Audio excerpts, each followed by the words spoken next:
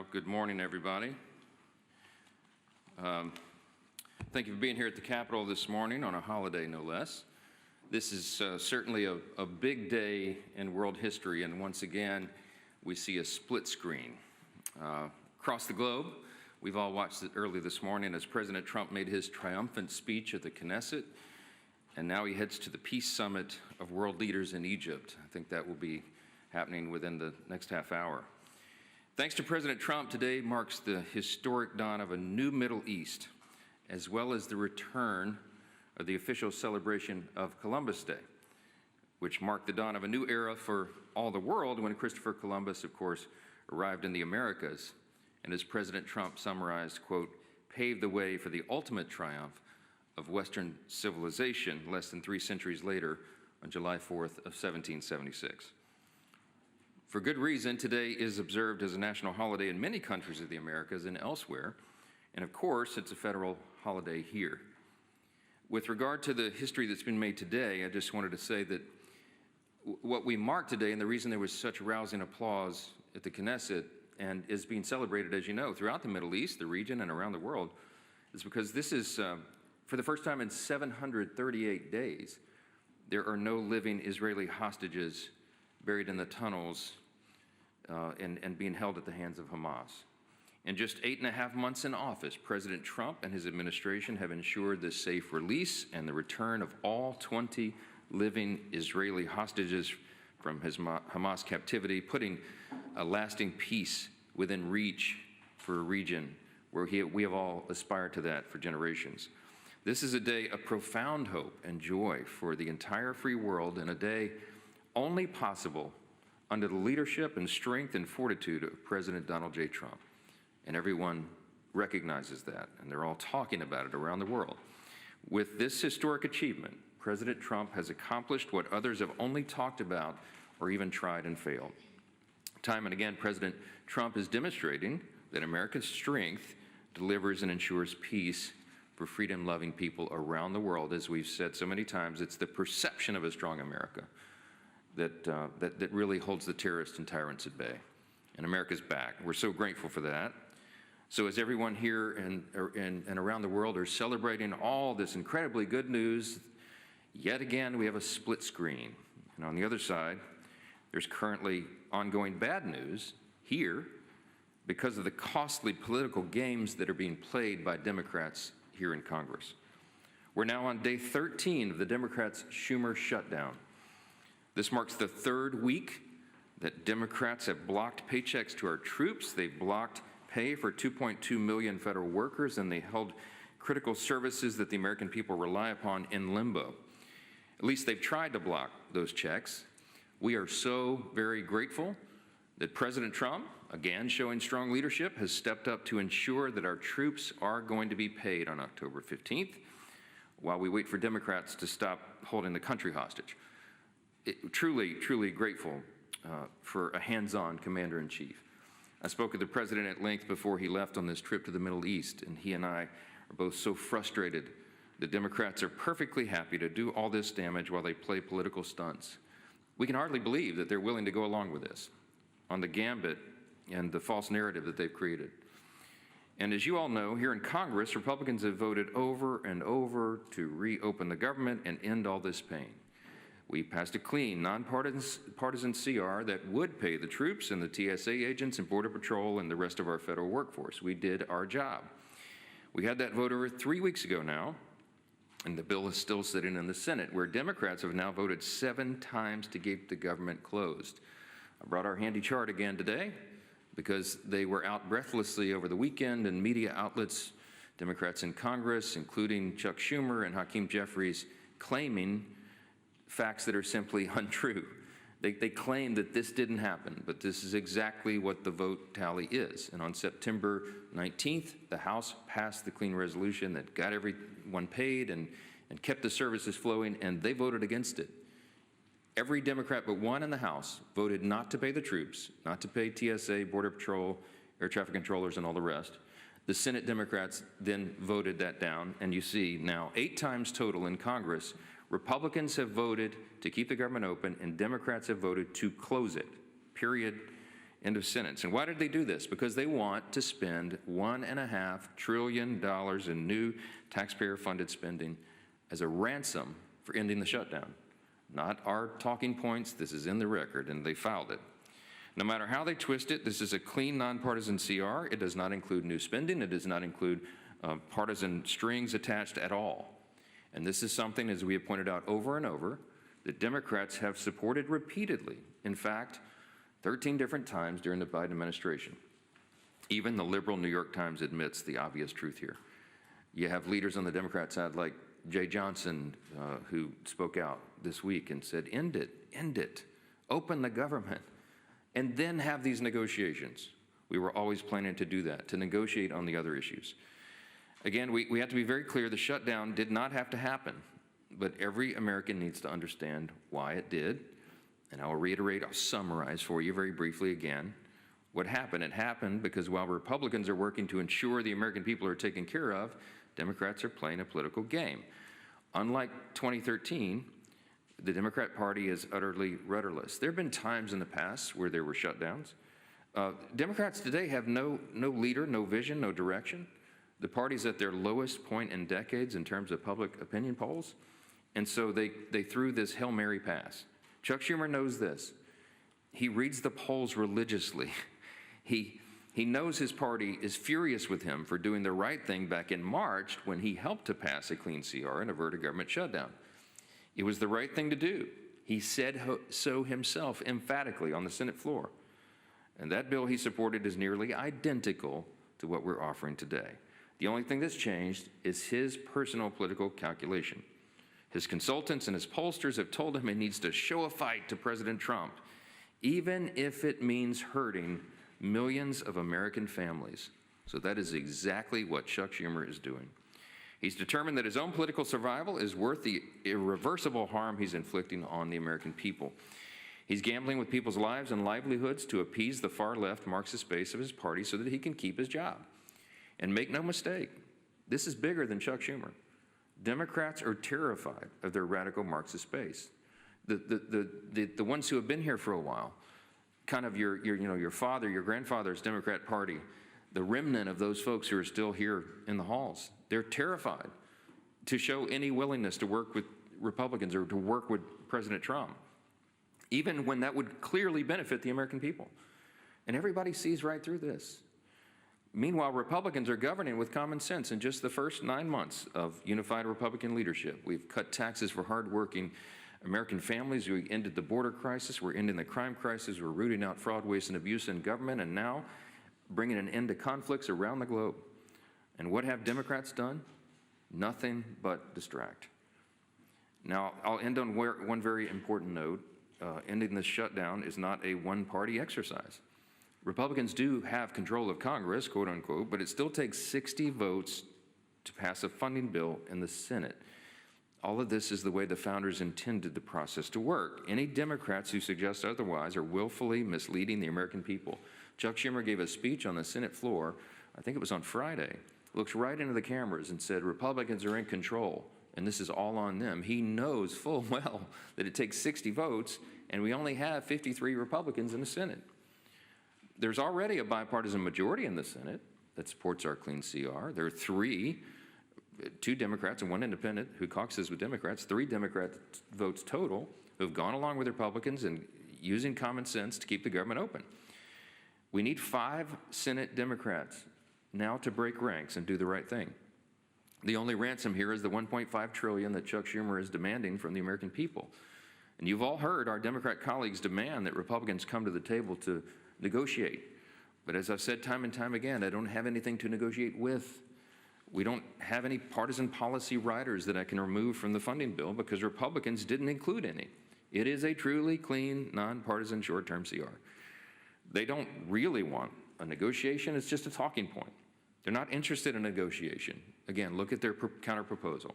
$1.5 trillion in new spending, $200 billion to use hard-earned taxpayer dollars to fund health care and other benefits for illegal aliens and non-citizens, and they want to give $500 million to liberal news outlets through the Corporation for Public Broadcasting while cutting $50 billion from rural hospitals. These are not serious measures. They're not serious kind of proposals, and they know that. They know they can't tell voters.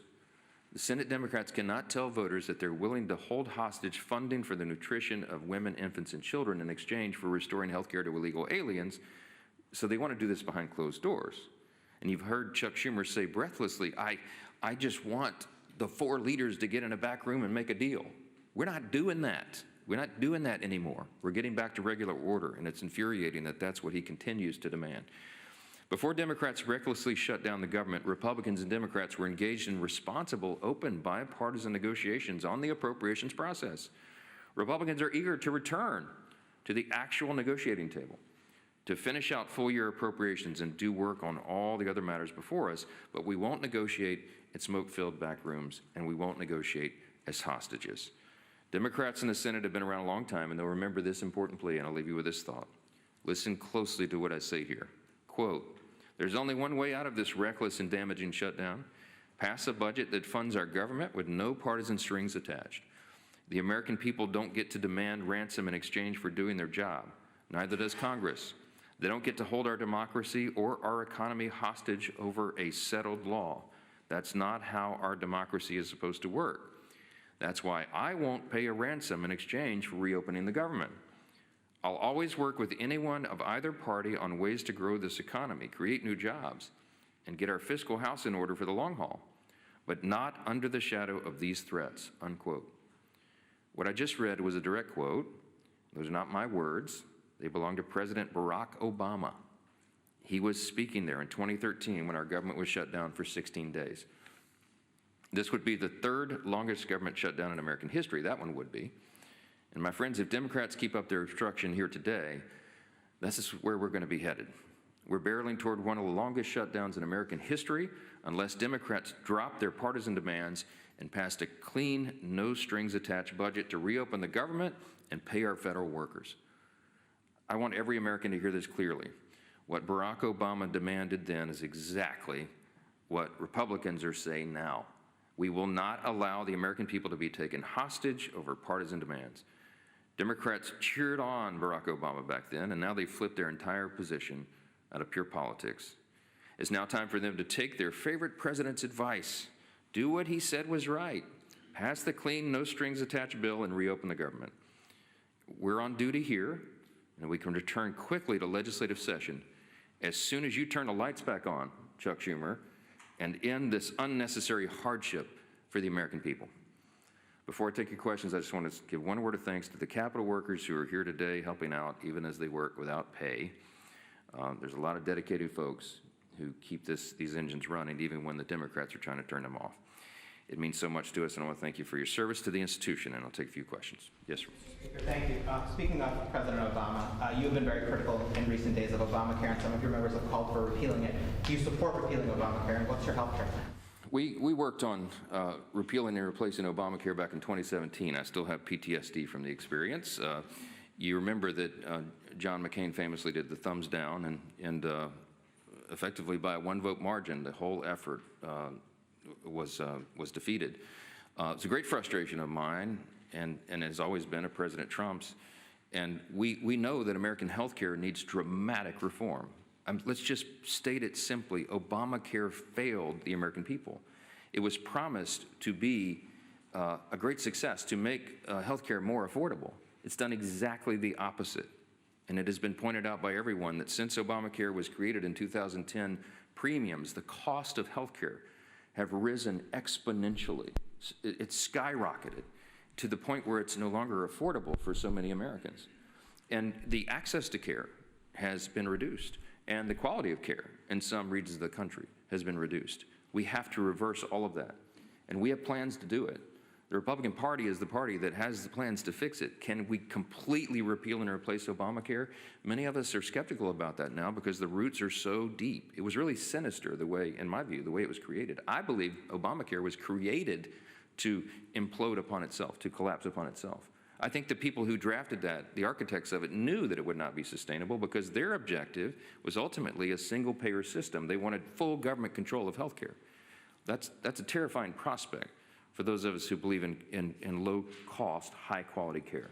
And so we have lots of ideas on how to fix it, but it is very, very complicated. It involves a big percentage of the U.S. economy. Healthcare is entwined with somewhere, I think it's 15% of the U.S. economy is the healthcare system. And you can't just rip it out at the roots and start over it. It's a very, very complicated series of measures and steps that you have to take to fix it. Now, it takes a long time to build consensus in a legislative body to do those kinds of things. And we have lots of plans on the table. We have whole caucuses who work on this around the clock all the time. When I was the chair of the Republican Study Committee, which is the largest caucus of conservatives in Congress, back in the 117th Congress, we drafted a book this thick. We worked on it for almost a year, and we had a prescription for how to lower cost of care, make the quality higher, and make accessibility greater. And so we have formulated all these ideas, but we've got to build a consensus to do that, and we were in the process of that. This year alone, Republicans demonstrated this, not talking points. We did it. We put the Medicare reforms in the One Big Beautiful Bill, many of them. And what that did, don't take our word for it, look at the analysis of the CBO, Congressional Budget Office, that came out August 25th. And they said it will have the desired effect of reducing waste and abuse in that program that was full of it, full of waste and abuse in Medicaid, which was draining resources from people who needed it the most, which is the elderly, disabled, and young pregnant women example. Y'all have heard me explain this over and over. But we took all these millions of ineligible recipients off of Medicaid. That's going to be the effect of the One Big Beautiful Bill, the Working Families Tax Cut, and it's going to reduce the cost. It'll save $185 billion is the estimate of the CBO, just for those initial reforms. So it's a long answer to a simple question. We have to fix healthcare in America, and we have ideas to do it. But we have to have government open and operating to do that. I cannot snap my fingers and go in a back room with Chuck Schumer and say, oh, here's the magic fix for it. It's not how it's going to work. The COVID-era Obamacare subsidy that they're all talking about is supposedly the issue of the day. It doesn't expire until the end of December. And by the way, it is the Democrats who created that subsidy who put the expiration date on it. They did it all on their own. Republicans weren't involved in that at all. They put an end date on it because they knew that it was supposed to be related to COVID. And it's become a boondoggle. It's a subsidy for insurance companies. When you subsidize the healthcare system and you pay insurance companies more, the prices are increased. That's been the problem. So if indeed the subsidy is going to be continued, it needs real reform. But there's a lot of ideas on the table to do that. Probably 100 different ideas on how to fix it, but we can't do that overnight. That requires the month of October and probably part of November to get the consensus built around that. So it is impossible. It is impossible and it is inappropriate for Democrats to demand, they know what they're saying isn't true, to demand that should be part of the negotiation today for a simple continuing resolution. And all of you know that. You're here in the building. You know how this works. You know how complicated this is. That is not a deliverable, and they know it. They chose that issue because they thought it would sell well in the public and it would show that they're fighting Trump. It's all a big facade. I'm so frustrated by it. Yes, ma'am. Thank you, Mr. Speaker. We know the president moved forward with mass layoffs. So we are also learning there were significant cuts to staff at the special education services. Are you comfortable with those cuts? I haven't seen the specifics of that, and I don't know. I do know that each of the cabinet secretaries were asked to assist OMB to determine what the most essential programs are and what the priorities are for the policies and all of that. And I've been so busy on all this, I've not had a chance to dig into the details of each division and how it's happened. I know that HHS, for example, has cut some programs, but they were effectively all agencies in a triage situation. Because remember, Chuck Schumer and the Democrats turned off the funding for all these things that everybody cares about. And so the executive branch, the Office of Management and Budget, has to determine what are the most efficient and effective programs. It's a difficult task. It's not one that they relish. They don't want to do it. Listen to the president's own words and Russ Vought's own words and everybody who's involved. They want the government to be opened. They're begging Chuck Schumer and the Democrats. That's how to make all this stop. They want this to end immediately, and they wanted it to end before it started. And so again, Republicans are voting and advocating for an open government, and Democrats are doing the opposite. They are the ones keeping the government closed and bringing an end to these services and personnel and policies. That's just a simple fact. Yes, ma'am. A At the end of this week, it will have been a month since the House has been out. Why are you keeping the House out if you have a lot of other work to do? Are you saying that you can't work on appropriations and other things while the government is shut down? And what do you say to Republicans in your own conference who are critical of this strategy of keeping the House out? I've heard a criticism from, I think, 3 members on our conference call, and since our conference calls leak and they're always spun, that's the fact. You can poll individual House Republicans, maybe you should, and 98.7% of them will tell you that this is the right thing. Why? It's what you just said is the opposite of what I've said. We are working on appropriations. That work has been done in earnest. The next package of bills is being prepared. Appropriators are talking not just Republicans and Democrats, but across the aisle on that. And we can move all that forward. Right now, the House Republicans, I don't know what the Democrats are doing, but the House Republicans have been very busy. They're doing some of their best work in the district, helping their constituents navigate this crisis that's been created by Chuck Schumer and the Democrats. The Schumer shutdown causes real pain for real people, veterans, the elderly, people who rely upon these services, our rural hospitals that have been struggling. Our members are out helping them to access the rural hospital fund that we created and that the president signed into law on July 4th, that no Democrats assisted on. Chuck Schumer wants to take those funds away. They're trying to make sure that the rural hospitals can access them because they know that this effort is underway. And so our members are doing very productive work. We're in constant communication with them, and we are ready to come back and continue the work in our committees and everything on the House floor. We will return to legislative session as soon as the Democrats come to their senses and open the government. That is a necessity so that the work can continue and the members of Congress can do their jobs. And that's what we will do. That's our commitment. It always has been. This has to stop. We're on day 13. This should end tomorrow. The Democrats in the Senate's next opportunity to end this, to change this and vote yes and reopen the government will be tomorrow. And I pray that they will do the right thing. And then we'll all get together and have our partisan disputes and discussions on all the issues that remain on the table for the end of the year. We're doing our work behind the scenes. We're preparing for that moment, and we can't wait for it to happen. So the question is for the Democrats. When will Congress get going again? And I hope they answer it affirmatively. Thanks so much.